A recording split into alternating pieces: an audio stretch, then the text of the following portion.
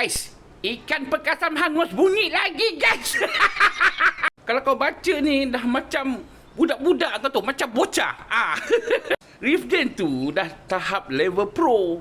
Yang kau tuan mata lagi. Macam mana kau nak call out? Kalau kau won championship, yelah boleh lah call out. Lepas tu kau nak ajak pula apa tu, kickboxing atau MMA. Kau cerita apa ni? Sekarang aku nak tanya kau, berani tak main Muay Thai? Berani tak berani ni?